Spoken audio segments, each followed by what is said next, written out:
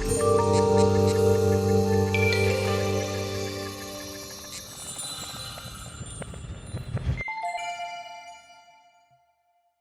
vamos lá pessoal, tudo bom? Sou o Felipe Pereira, vim aqui falar em nome da Oca Game Lab, empresa da qual eu faço parte. Sou o fundador, trabalho lá como game designer e produtor também.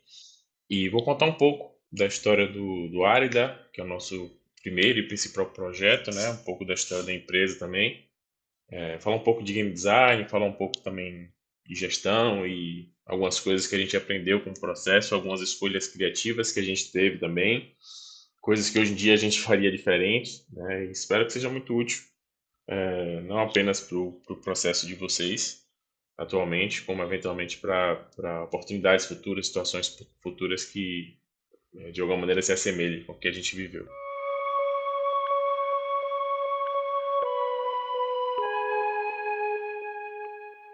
Antes de falar da OCA, eu acho que é importante falar do Comunidades Virtuais da UNEB, a Universidade do Estado da Bahia. Aquela linha do tempo ali de 2008 a 2016 é a minha linha do tempo, foi quando eu entrei em games, né, que eu sou originalmente da área de história.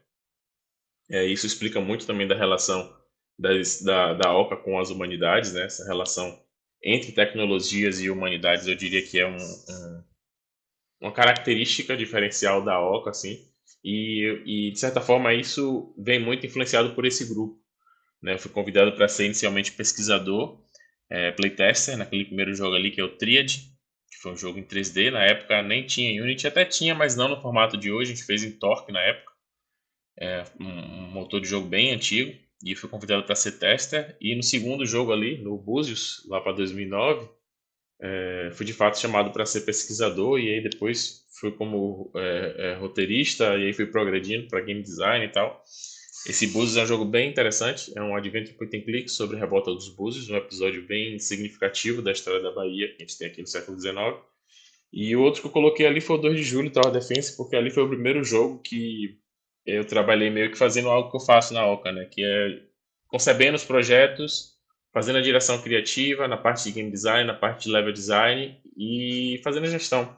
Foi o primeiro projeto que eu captei o recurso, que eu gerenciei o time, então ele é muito simbólico para mim também por conta disso. Mas, obviamente, não foram só esses, né? Nesses 8 anos de comunidades virtuais, foram para lá de 12 projetos, né? Isso foi, eu gosto sempre de citar isso porque foi a oportunidade que a gente teve de desenvolver esse DNA da Oca, né? De trabalhar com jogos com essas temáticas educativas, por assim dizer, né? Com essa pegada de história, mas que também tivesse essa questão de impacto social e tudo mais, porque eram jogos voltados para a educação.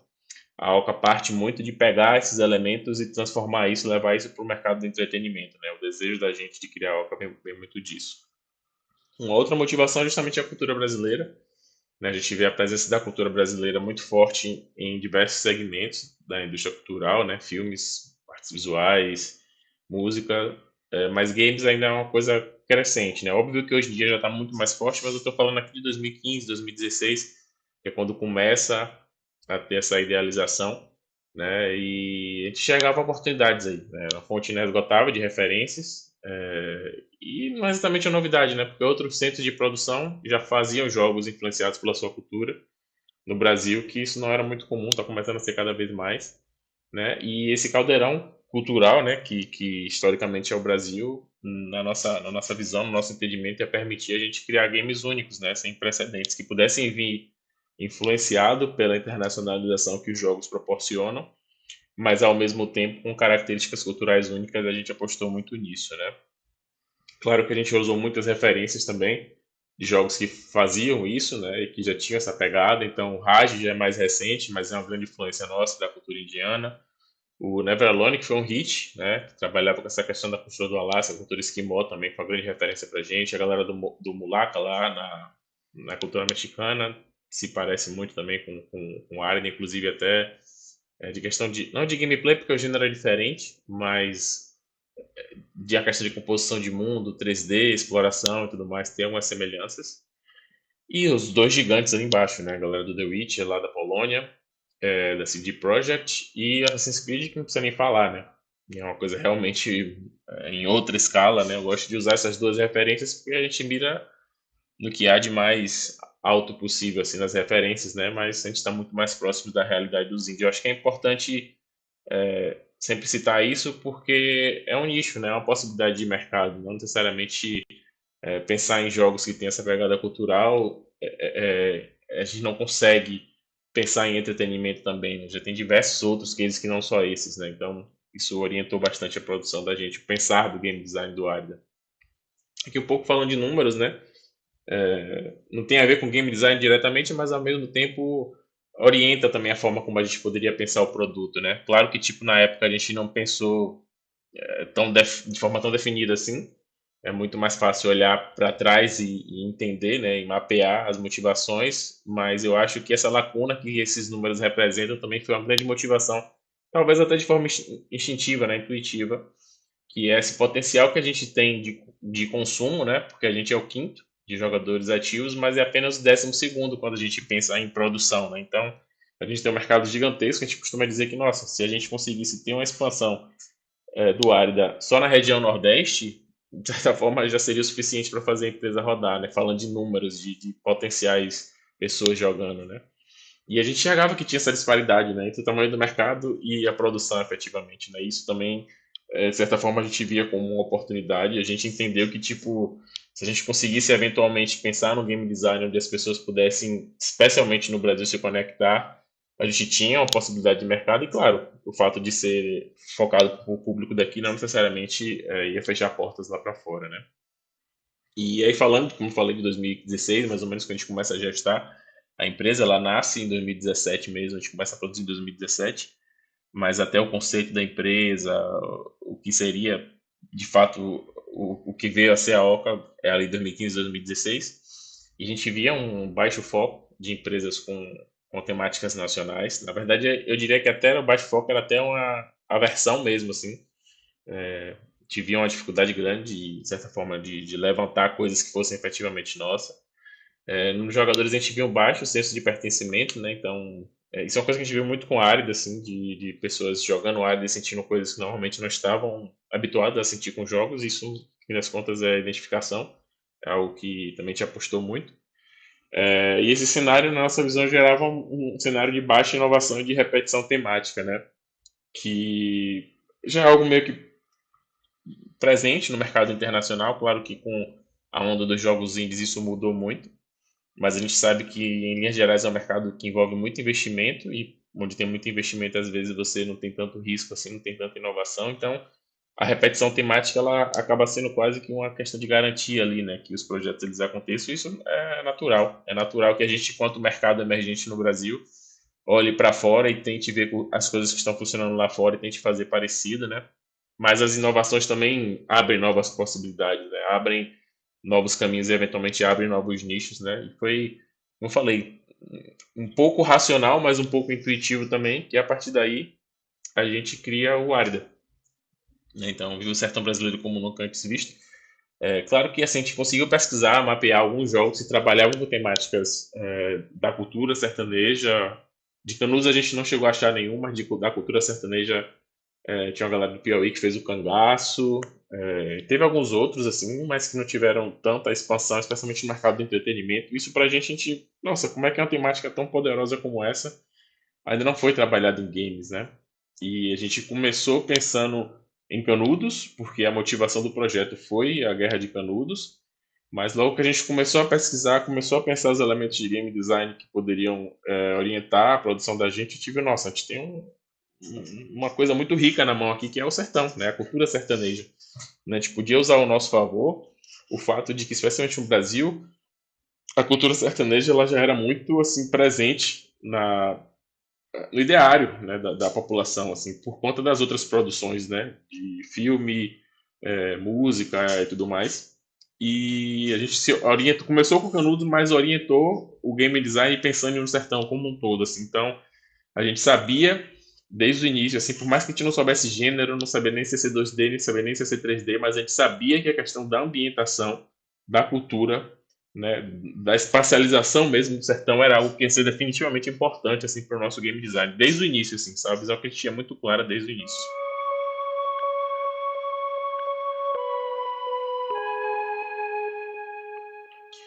A missão da gente, então, nessa perspectiva, é produzir games, né? E aí é uma missão que é do Arida, mas que é da Oca como um todo, né? Então, produzir games que são uma estratégia de comunicação que seja capaz, né? De apresentar histórias diversas para diferentes partes do mundo, assim. A gente fala muito, assim, eu posso falar mais em nível pessoal, assim, né? Eu cresci com os games, eu peguei desde o Atari e, nossa, boa parte da minha formação, do meu interesse por um outro idioma, por outras culturas, veio pelos games, né? E isso é fantástico. E é normal que a gente entendesse e que a gente tivesse a oportunidade de interagir com outras culturas a partir das culturas das pessoas que estavam criando os jogos, né? Então, eu não me vi nos jogos que eu jogava e, claro, isso teve um impacto em alguma medida de me permitir ter contato com outras culturas. Mas qual o tamanho do impacto, né, de uma criança que nasce hoje em dia e pode jogar jogos que falam sobre, de alguma forma, a ancestralidade dela, a cultura dela e tudo mais? A gente já viu o impacto, tá vendo o impacto que os filmes, né, atualmente estão tendo, e já de algum tempo, na verdade, especialmente com narrativas mais diversas e tal, e a gente acredita, né, nos games, nesse potencial, de certa forma, de ressignificar a relação das pessoas com suas ancestralidades, e é nisso que a gente orienta a nossa produção. Falando um pouco da IP, né, a IP é uma abreviação para Intellectual Property, que é a propriedade intelectual, então isso também é uma coisa legal de falar, porque desde o início, quando a gente pensou o Árida, a gente também não sabia ainda muito sobre a narrativa, sobre o personagem e tal, mas a gente sabia que a gente queria construir uma propriedade intelectual, um IP, por dois motivos. Um, porque na experiência que eu tinha tido anteriormente no grupo que eu falei antes, comunidades virtuais, a gente tinha uma vivência de ter muitos projetos, às vezes no ano era tipo dois, três projetos no mesmo ano, às vezes de gêneros distintos, era, sei lá, uma plataforma sobre matemática, um Tower Defense sobre biologia e um Adventure Point and Click sobre história. O que era ótimo para a gente enquanto criadores, né? Porque isso permitia a gente desenvolver nossas competências e, enfim, eram arcos de projetos diferentes. Mas eu sempre ficava naquela coisa de tipo, nossa, quão poderoso seria a gente pensar um projeto onde o aprendizado fosse aplicado necessariamente no projeto seguinte, que seguisse, de certa forma, alguma lógica produtiva, né? Seja através da narrativa, por ser a mesma história, ser a mesma mecânica. Então, criar essa questão de uma propriedade intelectual para mim fazia muito sentido, assim, de pensar a Arida 1, a Arida 2, ou que quer que fosse, mesmo que fosse um jogo com várias atualizações. E isso foi uma das motivações.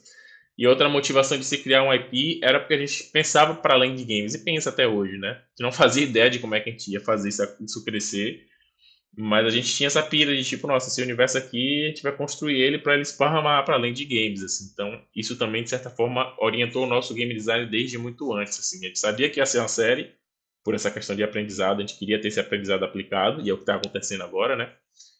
E a gente queria também essa vivência de construir esse universo ficcional e esparramar para além de games, efetivamente, né? Fala um pouco do produto, sobre o que é a série, né? Então, o Wired tem uma narrativa regionalista que já foi internacionalmente provada. Isso é legal de ser dito, porque a gente já tem resultados agora.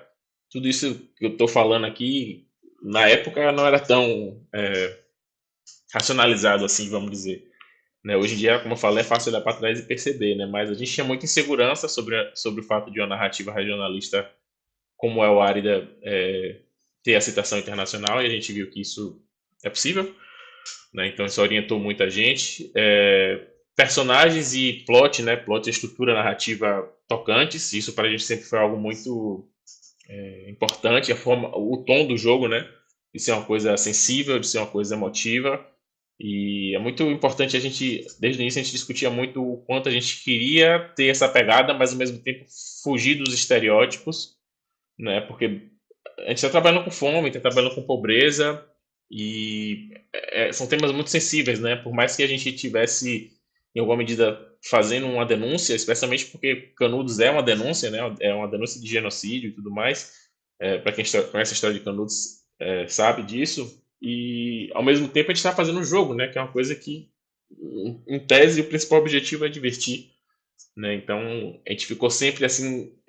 Aí tem a ver com game design, mas não game design do ponto de vista técnico. É game design numa camada mais acima de conceito mesmo, assim, como é que a gente ia construir essa, esse tom do jogo, né? Então essa pegada sensível e tocante sempre foi algo muito importante pra gente nas escolhas criativas, desde sempre.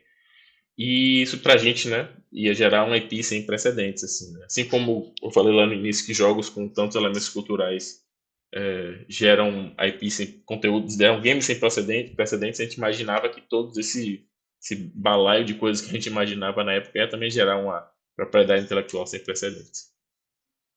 Falando sobre a franquia, então exportar a cultura brasileira através dos games é a nossa visão.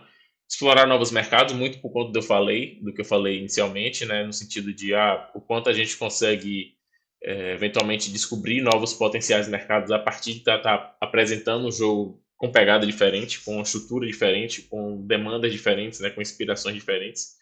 E o potencial híbrido que eu vou falar um pouco mais na frente, né? Com essa perspectiva de a gente conseguir. A gente mirou no educação, no entretenimento o tempo inteiro, mas o educacional já fazia parte do nosso DNA, pelo que eu falei antes, mas eu vou falar um pouco mais sobre isso mais adiante. Que brevemente falando um pouco do pipeline da gente, né? De como a gente conseguiu se estabelecer e está se estabelecendo, né? A gente lançou o primeiro ARIDA para PCs em 2019 e depois lançou para mobile em 2022. Agora está finalizando as versões de console. E a gente vai lançar o Arida 2 no ano que vem, 2024, final do ano que vem. E o Arida 3 também, ano que vem, já entra em pré-produção.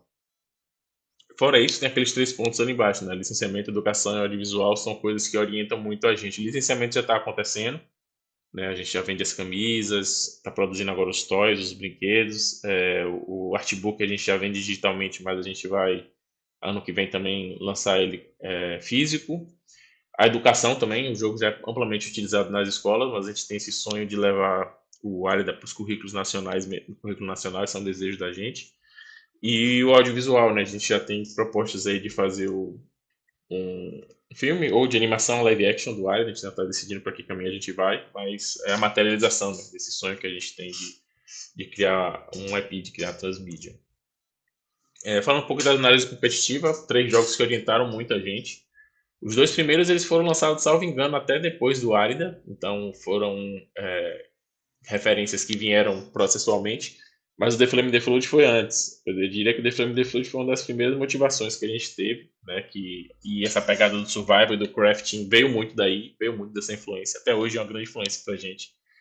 E a principal motivação desse jogo é porque ele era um jogo que era um survival que contava história. Assim, não que os outros não contem história, né? Porque a história existem diversas formas de ser contadas, assim, né? A questão que a gente chama de narrativa emergente, mesmo em jogos que são essencialmente sistêmicos, a narrativa que está acontecendo ali a partir da ação do player, da pessoa que está jogando, é uma contação de história também, né?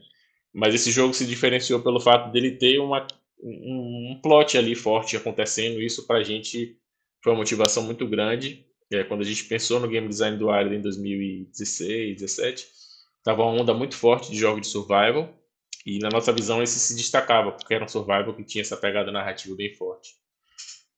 Todos os três são jogos com essa pegada meio adventure, meio survival, que tem uma personagem feminina como protagonista, né? Isso também foi um elemento de game design muito importante pra gente. Essas escolhas de uma protagonista menina, negra, de origem popular, sem superpoderes, foram escolhas mecânicas e narrativas, mas foram escolhas políticas também, de elementos que a gente queria comunicar.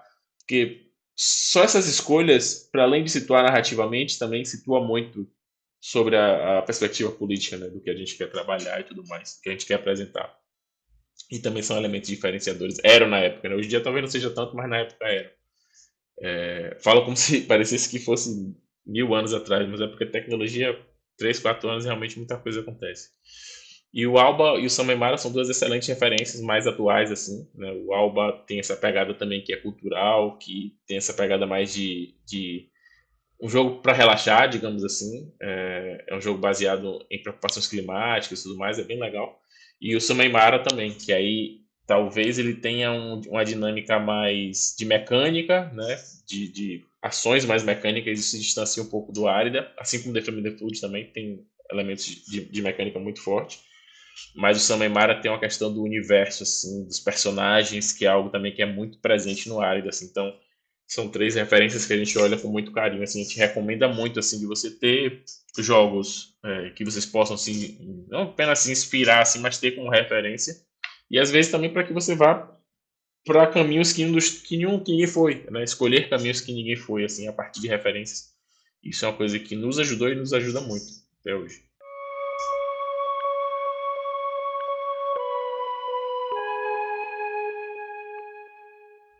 Fala um pouco do conceito, né, desenvolvendo um pouco mais. Então, antes estava IP, agora está PI, né, propriedade intelectual.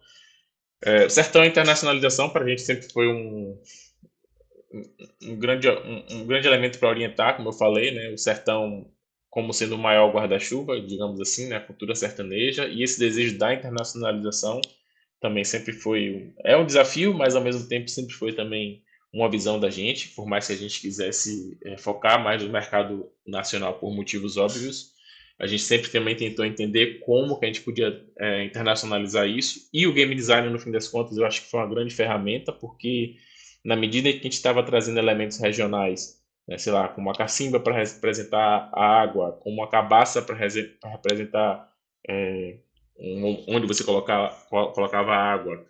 Se você tinha mecânica de craft, que é internacional, mas você trazia mandioca, água e fogueira, você tinha um elemento que era extremamente regionalista, né? Então, a gente sempre pensou em como trazer esses elementos que são internacionalmente aceitos, né? Que são affordances, como a galera fala no design, mas botar essa vestimenta, digamos assim, que fosse regionalista. Mas a gente não queria que fosse só uma evidência estética, né? A gente sempre pensou em ir mais a fundo, né? Como é que a gente conseguiria para além de ser só uma roupa, digamos assim, e conseguir trazer isso na experiência de forma mais profunda, né? A gente sempre pensou na internacionalização como sendo a nossa forma de pensar essas imersões no regionalismo, né? O quanto a gente consegue ser regional, tocar o coração de quem está aqui, mas ao mesmo tempo ser internacional ao mesmo tempo. Ainda não temos essa resposta de forma definitiva, estamos aprendendo, mas do ponto de vista do conceito é algo que teve presente o tempo inteiro, assim, e eu acho que isso também ajudou, né, em diminuir um pouco as dúvidas que a gente teve, né, sobre o projeto, sobre o quanto o projeto tinha essa capacidade de ser não apenas regional. Canudos, oralidade e cultura popular são outros três nortes muito fortes, assim, para a gente, três referências muito fortes. Canudos por motivos óbvios, né? A gente inicia o jogo pensando em Canudos, né? O jogo ele não se passa em Canudos, ao contrário do que muita gente pensa. Na narrativa do jogo a gente conta a história de Cícera, que é uma menina de 13 anos, que vive com um avô, um ex-vaqueiro chamado Tião, e que estão numa seca muito forte e que a mãe de Cícera e o pai já tinham ido para um outro vilarejo e eles começam a ouvir boatos de que surgiu um lugar no sertão onde a seca não ousa bater e que lá tudo que planta dá e que tudo que era produzido lá era partilhado e eles começam a se organizar para ir para esse lugar, né? Que é Canudos, efetivamente, na história, né?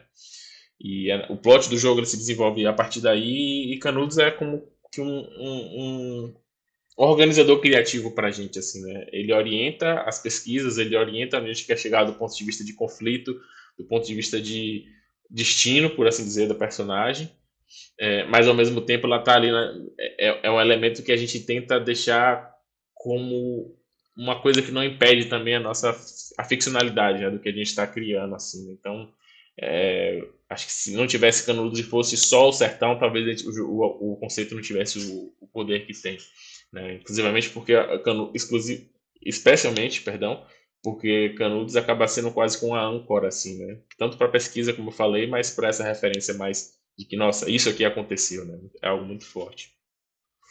A oralidade também é algo que pesou muito, né? A gente sabe que os saberes ancestrais nas culturas brasileiras, em especial, né? Elas são muito baseadas na oralidade, né? Não tem conhecimentos formais, digamos assim, né? Então a gente se preocupou muito com a oralidade e como a gente conseguiria transformar isso não em mecânica, mas de alguma forma presente, né? E o diálogo acaba sendo um elemento muito importante para a gente trazer esses elementos de oralidade, né? Isso especialmente também a partir das visitas que a gente fez, claro, a gente fez uma pesquisa nesse momento histórico que a gente está vivendo e Canudos é 200 anos atrás, é muito tempo atrás. Mas ainda assim, a influência da oralidade nas pesquisas, a gente percebeu algo que é muito único de lá da cultura sertaneja, né? E de alguma forma a gente tentou trazer isso para o game design da gente. E a cultura popular nem se fala, né? Boa parte das escolhas criativas em game design que a gente teve, a gente tentou trazer esses elementos da cultura popular, né? Então, quando a gente pensa no cinematic do jogo, ele tem um cordel, né? Só ali você já é o primeiro contato, um dos primeiros contatos que a pessoa que está jogando tem com o jogo, né? Por mais que não seja ainda o gameplay, Mas, nossa, aquilo ali já seta uma experiência estética que, para quem conhece o cordel, tem um impacto, e para quem não conhece o cordel, sabe que aquilo ali é único daquela cultura, né? De alguma forma, né? E foi muito interessante isso, porque, falando do ponto da internacionalização, para a gente foi muito, não vou dizer fácil, né? Mas foi natural, de certa forma, pensar nos cordéis e tal, em português, né?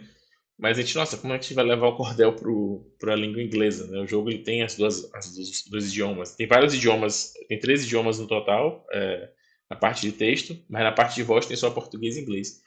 E foi um desafio tremendo, assim, porque o cordel ele tem uma estrutura rítmica, assim, lógica, né, de estrutura das palavras muito única e muito vinculada à língua portuguesa, né? Então levar isso para o inglês foi uma dificuldade muito grande, assim, para a gente criativamente falando, mas que tem a ver com o lance da internacionalização que eu falei, né? Então, até elementos como esse a gente tentou levar de alguma forma, de uma maneira internacional também.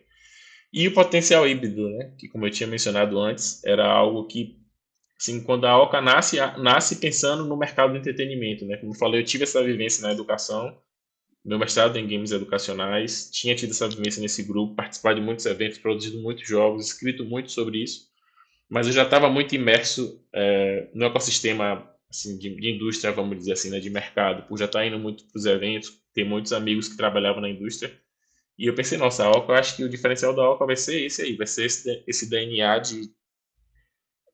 que vem dos jogos educativos, por assim dizer, mas a gente vai ter como demanda principal o entretenimento, né? E isso veio no DNA da gente de forma muito natural. E por mais que a gente focasse no entretenimento, as escolas abraçaram profundamente o Arida, né? E eu até discordo que jogos educativos, somente jogos educativos podem ter o potencial de ensinar, né? Eu acho que depende da forma como você trata, e mesmo às vezes sem intenção de ser um jogo educativo, você consegue produzir esse conceito e gerar esse momento, né? Gerar esse contexto de aprendizagem. Mas acho que isso foi uma coisa que veio muito naturalmente e que a partir do Área 2 a gente está começando a abraçar, né? Com potencialidade maior. Falando um pouco desse sertão global, né? Falando um pouco do nosso processo criativo, do nosso game design, o primeiro ponto é a pesquisa constante. Eu acho que isso talvez tenha uma influência muito grande da minha formação em história, porque quando trabalhava em história, só com história, né? Trabalho com história até hoje, mas quando trabalhava só com história, eu dava aula, mas o meu foco maior era na parte de pesquisa, né? Nos arquivos, nas bibliotecas, eu rodei o Brasil pesquisando em muitos projetos, uma coisa que eu tenho uma paixão profunda, e eu acho que isso influenciou muito também a cultura da Oca, né? Eu não vou nem dizer do Árido, eu acho que isso é uma coisa que está, de certa forma, para a empresa mesmo, assim, né? Então, pesquisas bibliográficas, referências de outros. A gente tem um Trello, tem um GIF aí desse Trello, a gente tem um Trello gigantesco, né, para cada projeto de referências que a gente usa, né? E isso ajudou muito na ambientação, na construção, por exemplo, do universo do jogo, né? Coisas que a gente nem usou, mas que a gente sabia que existia, né? E eu lembro que no início do projeto, uma das primeiras referências que eu tinha para a construção, que me ajudou muito na construção da geografia em especial, foi o clássico, né? Os Sertões, de Euclides da Cunha, porque ele tem uma pegada geológica, né, na formação dele, e no texto é um texto bastante difícil de ler, inclusive, é um livro grande, e às vezes é muito duro do ponto de vista técnico, porque ele traz elementos de geologia, mas isso também foi incrível, porque e eu trabalho com o level design, né, com a criação do universo, assim, no Árida, a construção dos espaços jogáveis passa por mim. E além de ele me dar referências de nome mesmo, assim, a descrição que ele fazia dos lugares, nossa, isso me internalizou muito, assim, né? E aí depois eu fui fazer pesquisas efetivamente da geografia e tudo mais. Claro que para o jogo a gente precisa fazer uma certa distinção do ponto de vista da direção de arte, né? Então o Vitor, que é o meu sócio diretor de arte da gente, ele fez algumas escolhas dessa questão do quente, do frio, do contraste e tal, que eu sabia que era um direcionador criativo e eu sabia que a gente precisava assim ampliar um pouco e trazer a fantasia um pouco também, mas sempre existia ali um lastro assim de pesquisa que foi muito forte o tempo inteiro, assim, né? Isso também para a parte de narrativa, isso também para a parte de game design. Quando não era para pesquisa geográfica, histórica, etc., era também para referências de jogos, né? Como eu falei lá, tinha aquelas 3 referências, mas tinha várias. Aí a gente ia lá, pesquisava quais as mecânicas, isso para a gente foi uma diferença muito grande. Ali embaixo tem a primeira visita que a gente fez com o primeiro time da Oca, dessa galera aí, dessas 6 pessoas, que foi o time inicial. Só tem 3, né? Tem o Vitor ali na esquerda, eu e o Bigode. as outras três pessoas, a Laísa, o Túlio e o Vini, eles não estão mais no time, estão trabalhando em games mais fora do país e tal. Mas foram pessoas fundamentais assim nesse início, foi o time que fundou a Oca. Então, essa parte de pesquisa, até hoje, assim, está muito na cultura da gente. O global e o local passa pelo que eu já falei, né? Esse desejo de a gente ser regional, o nome da gente, o Árida, ele está em português, né? Tem um acento agudo lá, como vocês podem ver. Então, são várias escolhas políticas que a gente faz. As pessoas até reclamavam na época, tipo, nossa, um jogo brasileiro com nome em inglês. Mas aí que entra, né, essa questão da internacionalização. Mas tá com acento agudo lá, bem bonito, né? Quando eu vou para evento fora, eu já percebi que o nome do jogo é Arida, né? Arida. E fé, vamos nessa. Mas essa questão da internacionalização é algo que é muito importante para a gente, não apenas por uma questão de sustentabilidade, mas também por uma questão de a gente multiplicar, né? Se esse mercado ele é global no consumo, ele precisa ser global na criação também, né? Na minha visão. Então a gente utiliza essa internacionalização como perspectiva de imortalizar mesmo a nossa cultura, né? E por fim, é uma utopia bastante pessoal, mas foi algo que direcionou muito também a produção do Arida, que é essa ideia de ter um game design brasileiro, né? Eu precisaria de talvez parar um tempo de produzir e só estudar isso, mas essa pira que eu tenho, essa ideologia que eu tenho, vamos dizer assim, ela passa por pensar o game design brasileiro para além do tema, né? Claro que quando a gente escolhe o tema, isso daí já é uma porta muito interessante assim para ter esse acesso à cultura e aos eventos históricos e tudo mais. Mas eu acho que o tema não chega a ser nem 10% assim dessa capacidade de a gente utilizar um elemento cultural, né? Eu acho que tem uma coisa aí que a gente pode tentar trazer também para experiência, né? Para a contação de história através de mecânicas assim. E nossa, a forma como eu toco bateria também, então a forma como os músicos brasileiros, os bateristas brasileiros são reconhecidos no mundo é pelo groove, né? Pela forma de tocar que é completamente diferente, é uma sensibilidade completamente diferente. Eu acho que isso tem no cinema também, né? Na forma como a contação da história acontece e em muitas outras áreas, né?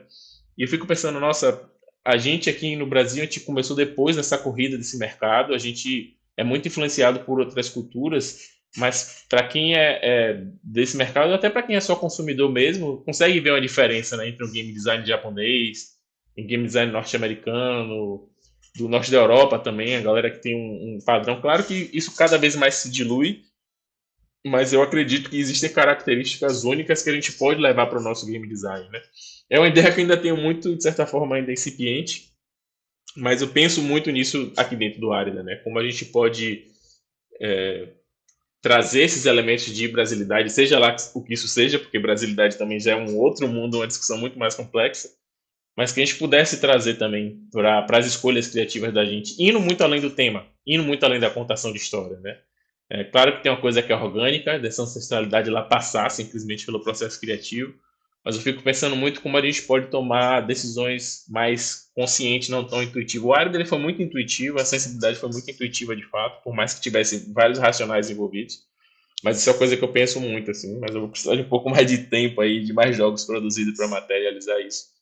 Mas eu sinto que isso está acontecendo, não apenas com a Oca, mas com outras empresas também. Essa ideia do game design BR, né?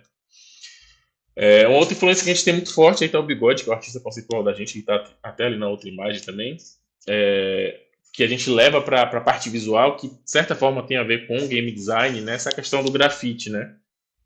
O Bigode é uma das grandes referências que a gente tem aqui, acho que nacionalmente até, assim, um cara bastante conhecido. E a gente sempre pensou assim que a gente não bastava ter todas essas questões narrativas, conceituais, de mecânicas, se a parte visual não, de certa forma, atendesse a isso, não acompanhasse isso, né? Então, é um cara que tem essa questão da ancestralidade muito forte no traço dele, né? No que ele produz, essa questão das cores também que o grafite tem, né? A linguagem do street art, de certa forma, né? A partir do grafite, essa questão da sensibilidade com a rua mesmo, assim, é algo que a gente quis fazer essa fusão assim e vem dando muito certo, né? Não apenas na questão das escolhas das cores, mas também no conceito dos personagens, né? Você vê que o conceito dos personagens do Wild, eles têm proporção bem assim fora da realidade, vamos dizer assim, mas tudo isso gera identidade, né? Quando você bota a silhueta dos personagens do Wild, você vê que eles são bem únicos, por assim dizer. E por mais que seja essencialmente arte, mas isso é game design também, né? Quando eu estava no início, pensando o projeto e pensando nas pessoas que ia chamar para participar do projeto, Bigode foi uma das primeiras que eu pensei, porque eu sabia disso, assim, que tipo, Nossa, não adianta nada eu ter todos esses conceitos se visualmente eu não conseguir materializar isso de uma forma que seja única, de uma forma que a pessoa de certa forma entenda o que é que eu estou falando, né? No fim das contas, a gente acaba falando a mesma língua, né? Isso eu acho que é bastante importante, né? De ser uma coisa assim. Eu acho que é isso que diferencia uma pessoa, na minha visão, uma pessoa que é daqui da Bahia ou de qualquer região do Brasil que está trabalhando com essa temática e vive essa cultura e lida com essa cultura do que alguém que está produzindo sobre o mesmo jogo, pesquisando em livros, em outro país e tudo mais. Eu acho que tem algo aí intangível, né? Mas óbvio, isso vai muito também da minha perspectiva pessoal de criação.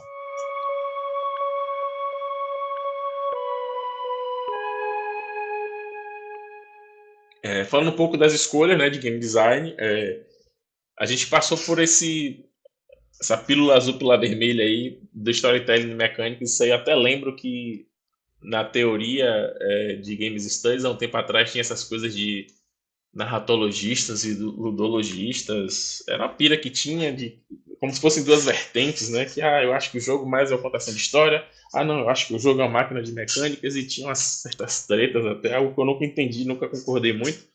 Mas do ponto de vista criativo, existe, né? Existe esse processo de você entender o jogo mais pela questão da contação de história, da narrativa, e o outro lado que é muito mais da experiência mecânica, né? E aí, sei lá, você pega um Grim Fandango, por exemplo, que é um jogo de Adventure Point and Click, onde a narrativa é muito presente ali, né?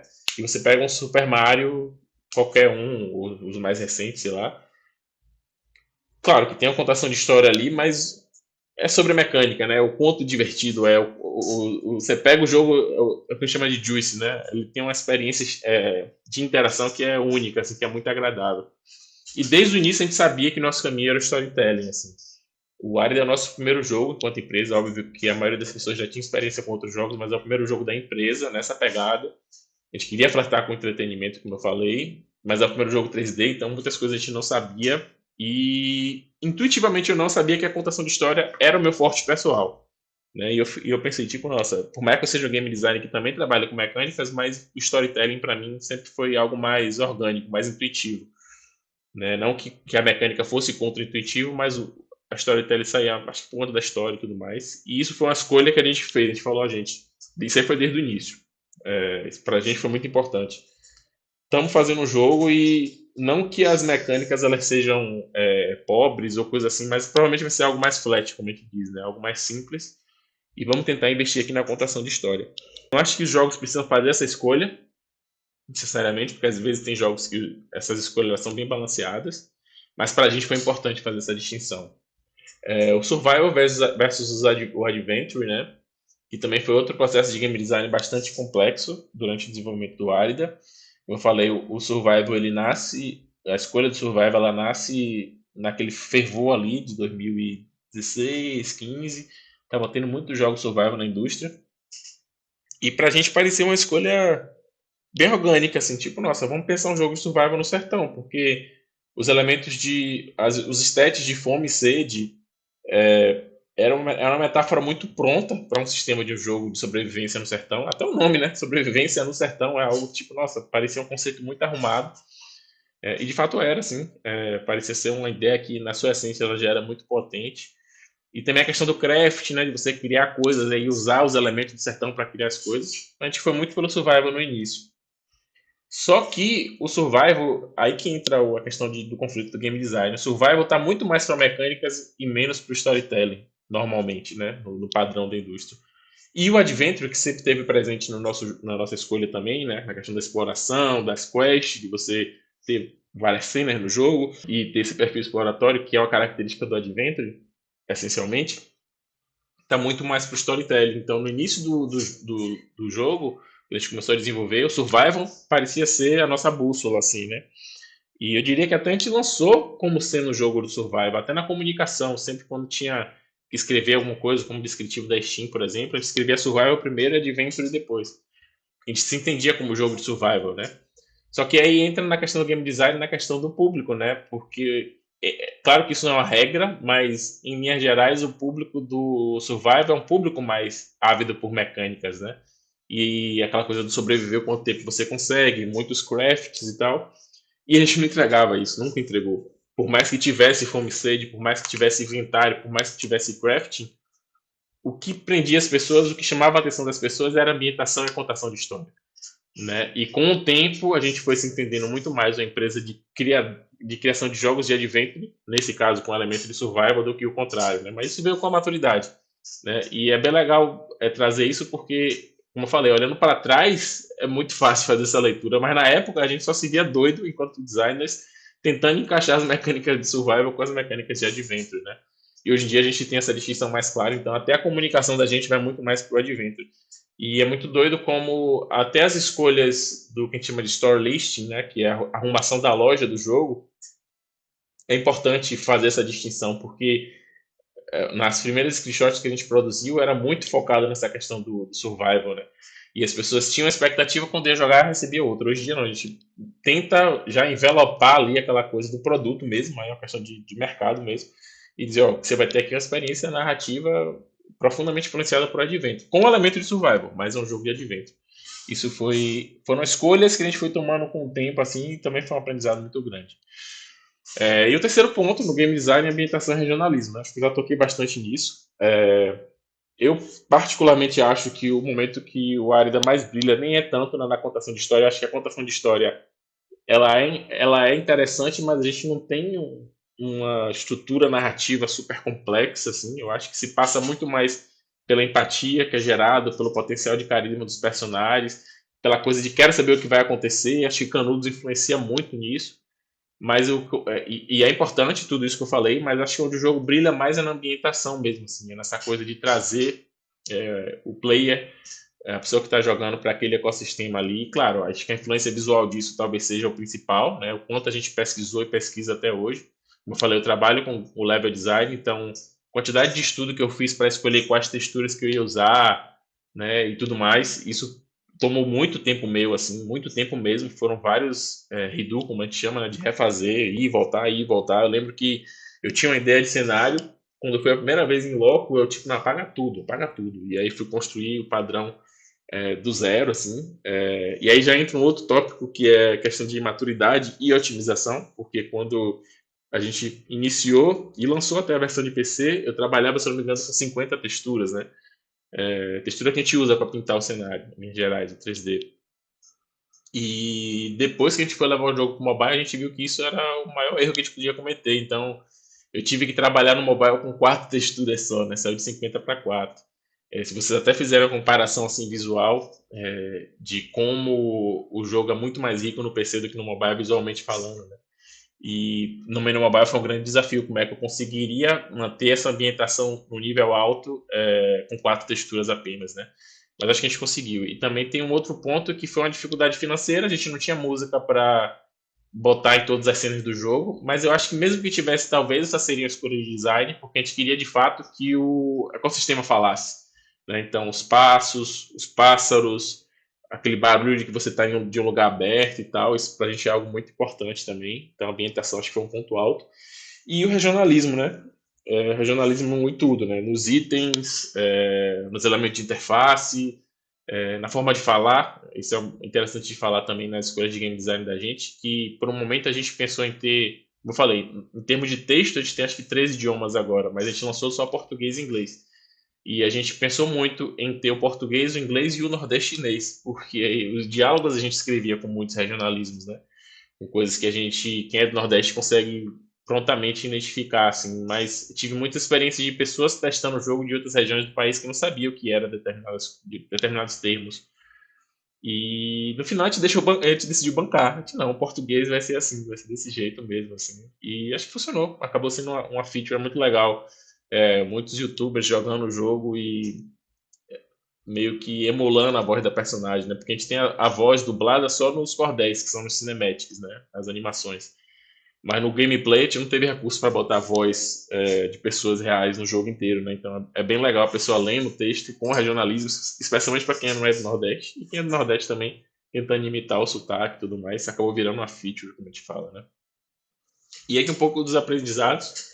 Primeiro gameplay time, assim, a gente lançou o jogo, a primeira versão do Arida, se zerava ela em 1 hora e pouquinho, assim. A gente não tinha uma noção muito clara do que é que dava tempo de jogo, né? A gente fez achando que aquilo ali ia dar bastante tempo de jogo, mas tem uma parada chamada Core Loop, né?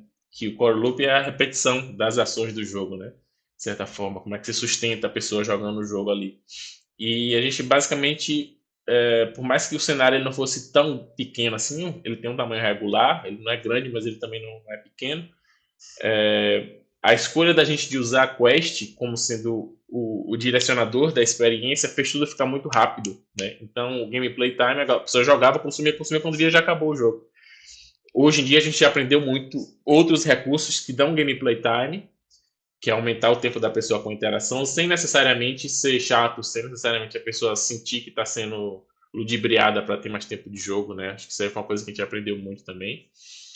Os times de game design dentro do time, né, como eu falei, narrativa e mecânica, essa escolha que a gente teve no início de focar mais na narrativa aos poucos, especialmente entre o lançamento do PC e o lançamento do mobile, a gente foi percebendo cada vez mais isso, e hoje em dia o time de game design da gente, inclusive, é dividido assim. A gente tem 4 pessoas no time de game design. Eu meio que trabalho nos dois polos, mas eu sou muito mais de narrativa e tem mais 2 pessoas de narrativa comigo, a Inês e o Gil. E a gente tem a Lilia, que é basicamente mais de mecânica, de balanceamento e tudo mais.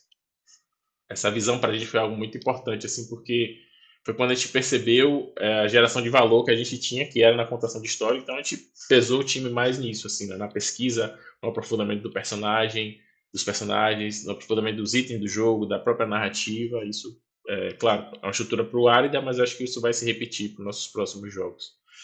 E a pesquisa como base, né? Não preciso nem falar, né? Acho que isso, como eu falei, é uma cultura que veio muito orgânica, acho que por causa da minha relação, mas que com o tempo é muito legal ver que, inclusive, a cultura da pesquisa está além do time do design, né? Tá meio que no time inteiro, assim, a galera da arte vai produzir uma coisa, pesquisa muito dentro da área deles, programação, assim, vai. Falando um pouco dos desafios, né, para a trilha do game educativo, como eu falei, quando a gente chegou, assim, a gente foi muito desencorajado porque as pessoas falavam, nossa, legal esse tema aí, mas no máximo só brasileiros vão querer jogar isso aí, no máximo nordestinos e tal. E também, assim, tinha uma dificuldade muito grande de as pessoas aceitarem que um jogo com uma temática cultural tão forte pudesse estar no mercado de entretenimento, né? E a gente sempre foi encaixado na prateleira do game educativo, isso antes de lançar. E não que a gente tenha problema com o game educativo, muito pelo contrário, como eu falei, é o background da gente, né? É a história da gente. Mas é muito legal ver como a gente superou isso assim também, né? E trouxe essa perspectiva de que jogos de entretenimento também podem ter esse viés, essa possibilidade. As percepções, né? O quanto o jogo, ele, de certa forma, ele é percebido em lugares diferentes, de forma diferente. Isso pra gente é um desafio até hoje, né? Tem alguns casos, assim... Primeiro teve esse lance que eu falei no início do projeto, as pessoas falarem que brasileiros não iam se interessar, no máximo nordestinos iriam se interessar, no máximo brasileiros. E é muito estranho, engraçado de ver como o jogo é percebido de forma diferente, né? Na região Nordeste, a identificação as pessoas, muitos relatos de pessoas se emocionam jogando, choram e tudo mais. Acho que é o público talvez mais focal mesmo assim, na região Nordeste como um todo.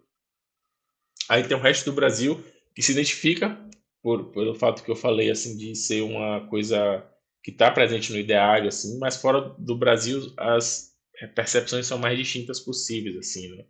E as relações com o produto desse tipo, normalmente elas estão relacionadas com as referências que você tem, né? Então, muitos jogadores que a gente tem nos Estados Unidos acham que o jogo se passa no México, né? Porque eles têm essa relação de um ambiente semiárido, desértico e tal, como sendo um ambiente mexicano, né? A gente tem gameplays do Arida, onde a thumb do vídeo é Cícera, personagem com um chapéu da cultura, aquele chapéu grande da cultura mexicana, né?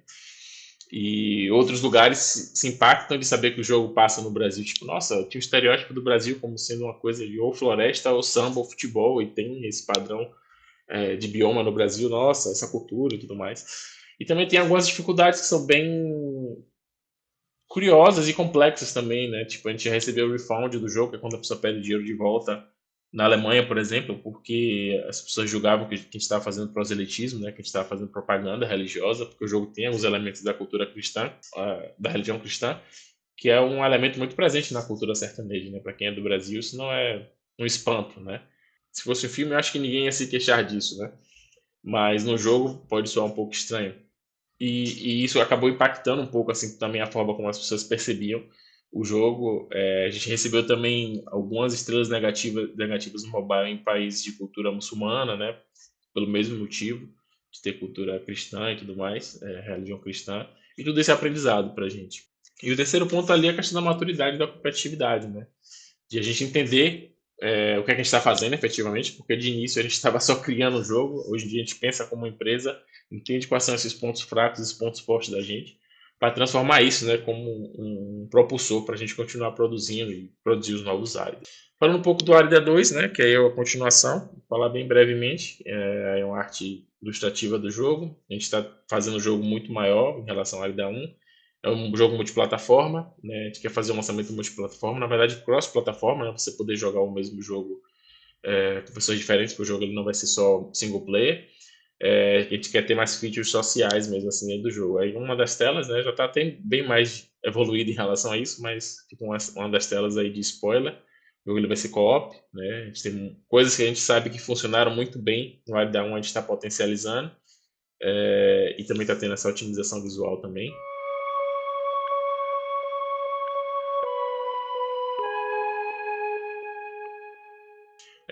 Para ir fechando, para caminhar para fechar aqui, falando um pouco do desenvolvimento da gente quanto empresa, né? 2016 até 2019 foi a fundação e o desenvolvimento do Alida 1, a gente lança 2019 para PCs, tem muitos prêmios. A aceleração do Google foi um momento muito importante para a gente, foi quando a gente teve a oportunidade de entender que o jogo podia ir para mobile. 2022 a gente lançou o jogo para mobile, Android e iOS, e 2023 né, a gente ganhou o Indie Funds do Google e está agora lançando as versões para console. Aqui também é um pouco das conquistas da gente, né? Participou do Humble Bundle, que foi um pacote bem interessante que acontece de uma publisher norte-americana no Dia da Terra de 2021.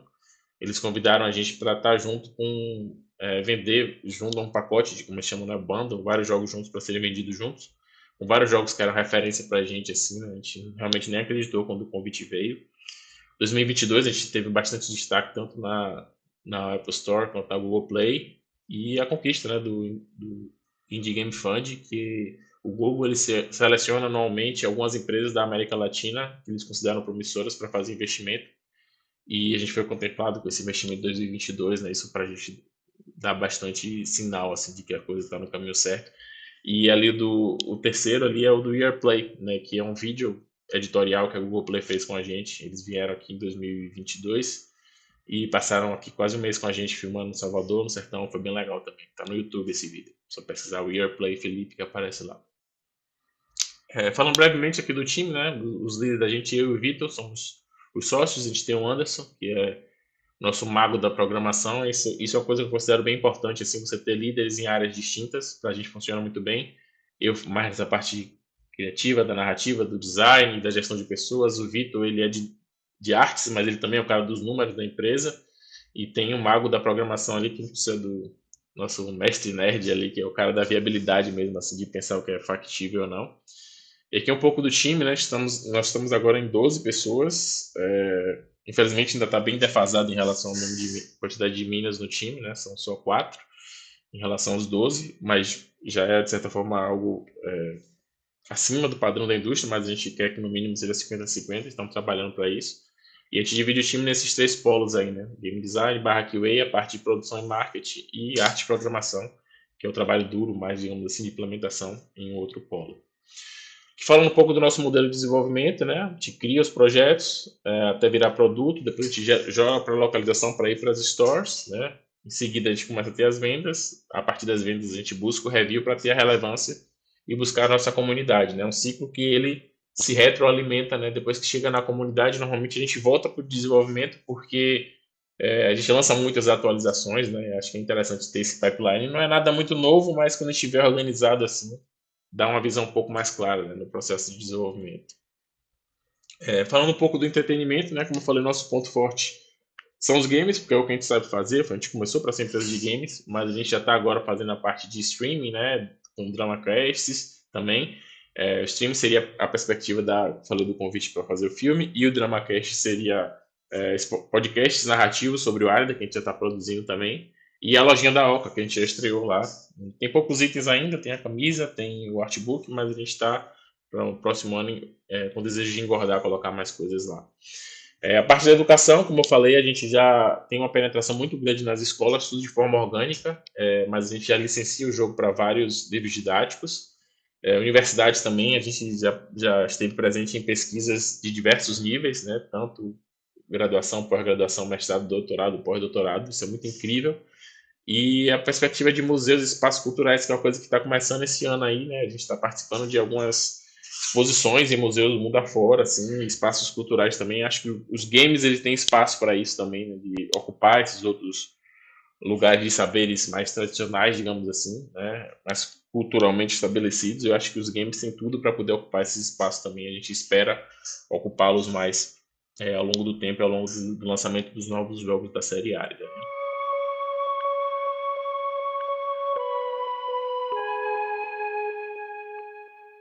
E para fechar, um pouco do um post-mortem final aqui, né?